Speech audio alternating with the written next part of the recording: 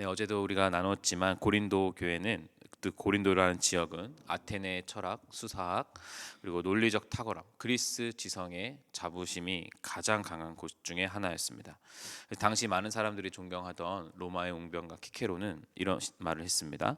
십자가라는 단어는 로마 시민 눈앞에서도 귀로도 생각으로도 멀리해야 한다. 무슨 의미냐면 십자가는 단순히 사형 제도가 아니라 완전한 수치, 완전한 저주, 완전한 패배의 상징이라는 의미입니다.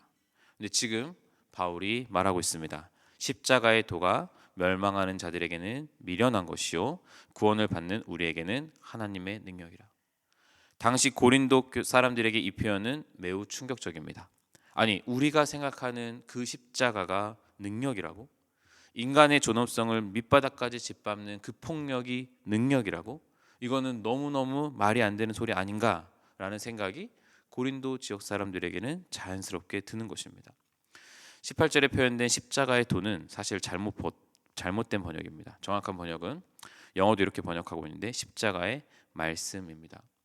그리고 말씀, 헬라어로 로고스라는 단어는 과거를 의미하는 게 아니라 현재를 의미합니다.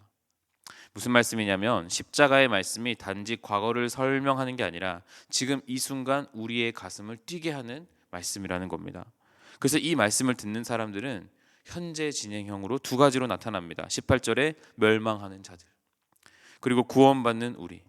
십자가의 메시지를 듣는 순간 이 두 갈림길 위에 놓이게 된다는 것입니다. 계속해서 바울은 말합니다. 19절, 지혜 있는 자들의 지혜를 멸하고 총명한 자들의 총명을 폐하리라. 어제 17절에서 봤듯이 이 문맥에서의 지혜는 이 지혜 자체가 나쁜 것이 아니라 복음을 자기 증명의 수단으로 전락시키는 것을 비판하는 것이죠. 수사학적인 어떤 화려한 웅변, 설득력 있는 논리, 이런 게 난무했던 고린도 도시에 바울은 하나님께서 이 세상의 지혜를 파산하고 철저히 미련한 것으로 모든 것을 역전시켰다라고 말하는 것입니다. 그분의 일하심이 21절, 하나님의 지혜에 있어서는 이 세상의 자기 지혜로 하나님을 알지 못함으로 하나님께서 전도에 미련한 것으로 믿는 자들을 구원하시기를 기뻐하셨도다. 여기서 전도에 미련한 것이란 우리가 하는 전도를 말하는 게 아니고 예수 그리스도의 말씀을 선포하는 의미입니다. 사랑하는 여러분, 인간의 지혜는 하나님의 어리석음보다 못하기 때문에 인간의 지혜로는 하나님의 구속 사역을 알 수가 없습니다. 22절에 나오는 것처럼 그리스의 그 지성으로도 유대인의 그 철저한 율법 연구로도 하나님께 닿지 못했습니다. 유대인들은 철저한 연구 끝에, 율법의 연구 끝에 내린 결론이 메시아라면 마땅히 하늘에서 불을 내리고 로마 제국을 단숨에 짓밟을 기적과 권능, 그 표적을 보여야 한다는 헛된 믿음으로 결론이 나버렸습니다. 그들에게 나무에 달려 무기력하게 죽은 예수는 너무너무 어리석은 자에 불과합니다. 헬라인들은, 그리스인들은 그들의 지성으로 내린 신의 모습이 감정에 휘둘리면 안 됩니다. 고통받지 않는 절대자여야 합니다. 그런데 예수는 피를 흘렸고 비명을 지르다가 죽었습니다. 그리스 철학 관점에서는 예수는 결코 신이 될 수 없습니다. 그런데 바울은 십자가에 못 박힌 그리스도를 전하면서 승리의 찬양을 부르고 있습니다. 오직 부르심을 받은 자들에게는 유대인이나 헬라인이나 그리스도는 하나님의 능력이요 하나님의 지혜니라. 하나님의 어리석음이 사람보다 지혜롭고 하나님의 약하심이 사람보다 강하니라. 힘을 구하던 유대인들, 논리를 구하던 그리스인들 모두가 틀렸습니다.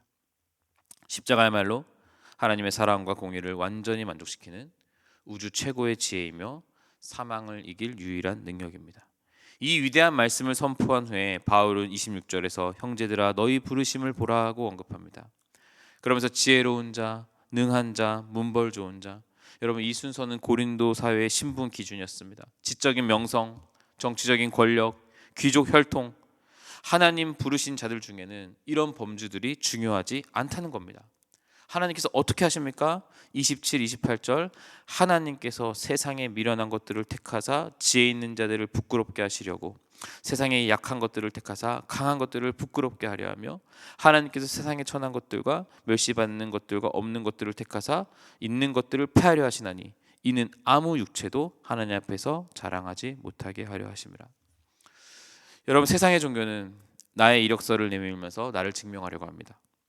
내 지혜와 능력을 증명하는 것이 거기라고 말합니다. 그러나 복음은 다릅니다. 하나님께서는 우리의 자격을 보고 우리를 부르신 것이 아니라, 우리의 환경, 우리의 상황을 보고 우리를 부르신 것이 아니라, 아무 자격도 없는 우리에게 당신의 전부 아들 예수 그리스도를 내어주심으로 오히려 우리의 자격을 창조해내신 분입니다. 그래서 우리는 복음 앞에서 아무것도 자랑할 수가 없는 겁니다. 이것이 30절이 보여주는 눈부신 은혜입니다. 너희는 하나님으로부터 나서 그리스도 예수 안에 있고, 예수는 하나님으로부터 나와서 우리에게 지혜와 의로움과 거룩함과 구원함이 되셨다. 지혜, 의로움, 거룩함, 구원함. 여러분, 우리가 애써서 의로워지는 것이 아닙니다. 우리의 내면에서 거룩함을 쥐어 짜는 것도 아닙니다.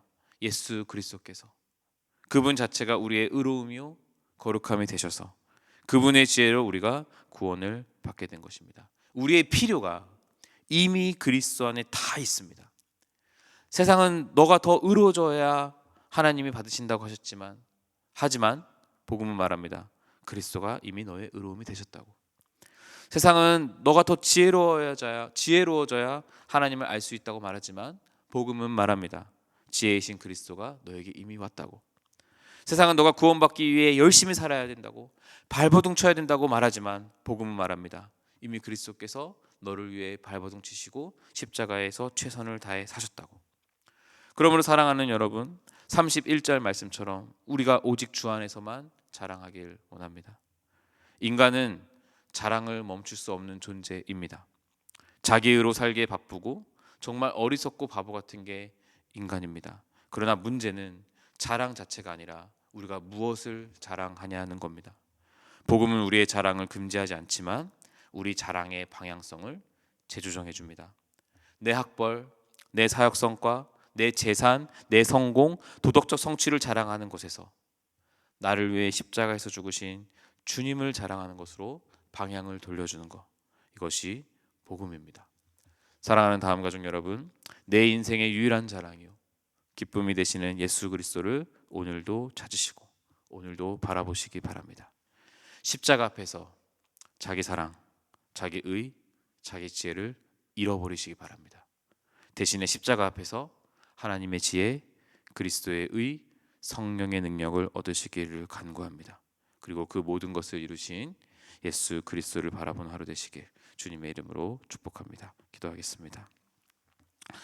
자비로우신 하나님, 스스로 지혜 있다 여기며 세상의 힘을 쫓아가던 우리의 교만한 심령을 십자가의 말씀으로 쪼개어 주시길 간절히 기도합니다. 우리의 어떤 공로나 자격 때문이 아니라 오직 세상에 미련하다 조롱하는 그 십자가로 우리를 품으시고 예수님을 우리의 지혜와 의로움과 거룩함으로 삼아주시니 주님 너무너무 감사합니다.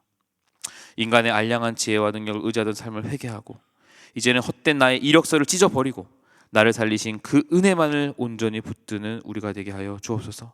오직 예수 그리스도 한 분만을 나의 최고의 기쁨과 자랑으로 삼게 하여 주시옵소서. 십자가 앞에서 나의 자랑, 나의 의, 나의 지혜를 잃어버리게 하여 주시옵소서. 대신에 십자가 앞에서 하나님의 지혜, 그리스도의 의, 성령의 능력을 입는 오늘 하루 될 수 있도록 주님 함께 하여 주시옵소서. 우리의 영원한 지혜요 능력이신 예수님의 이름으로 간절히 기도합니다. 아멘.